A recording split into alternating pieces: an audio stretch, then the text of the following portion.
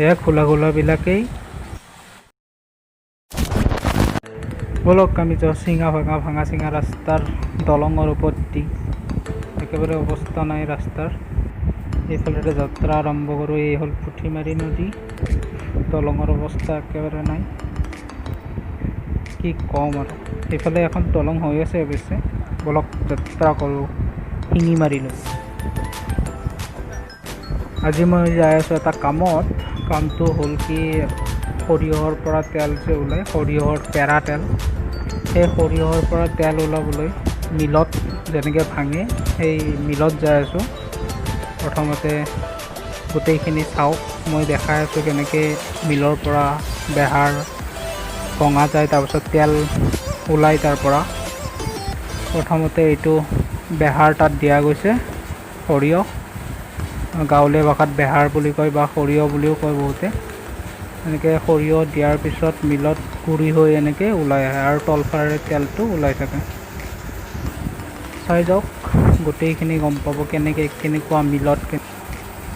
আচলতে মই মিল শব্দটো ব্যৱহাৰ কৰি আছোঁ, মানে মেচিনটোকে মিল বুলি কোৱা যায়, সেইকাৰণে মিল বুলি কোৱা গৈছে। সাধাৰণতে ধান বনা মিল, বেহাৰ ভঙা মিল বুলি কোৱা যায়।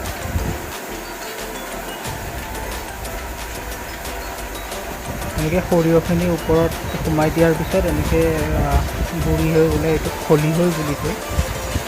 খলি হয়তো আকৌ যিমান সময় তেল ওলাই থাকে আৰু ওপৰত যিমান সময় তেলখিনি মানে ওলাই থাকে আৰু সিমান সময় ওপৰত আৰু গুড়ি হ'বৰ কাৰণে মিলত সোমাই দিয়া যায়। এনেকৈ খলিহৈখিনি ওলাই যায় মিলটোৰ ভিতৰৰ পৰা, খলিহৈখিনি এনেকৈ ওপৰত দি দিয়া যায়। তাৰপিছত তলফালেৰে তেলটো ওলাই থাকে অলপ অলপকৈ। মিলৰ কৰ্মচাৰীজনে এনেকৈ যিমান খলিহৈ ওলাই থাকে আৰু ওপৰত ঢালি দি থাকে।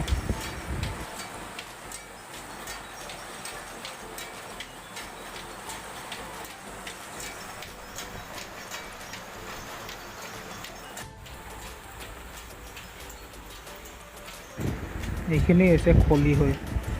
যেতিয়া মিলৰ পৰা ওলাই অত্যন্ত গৰম হৈ থাকে, কিন্তু কৰ্মচাৰীবিলাক অভ্যাস হোৱাৰ বাবে হাতেৰে লাৰিব পাৰে, কিন্তু আমি হাতেৰে চুবই নোৱাৰোঁ, এনেকুৱা গৰম হৈ থাকে। মিলটোৰ এইটো হৈছে মটৰ, এইটোৰ পৰাই গোটেই মিলকেইটা চলে, যিমানকেইটা মিল থাকে এটা মেইন মটৰ থাকে।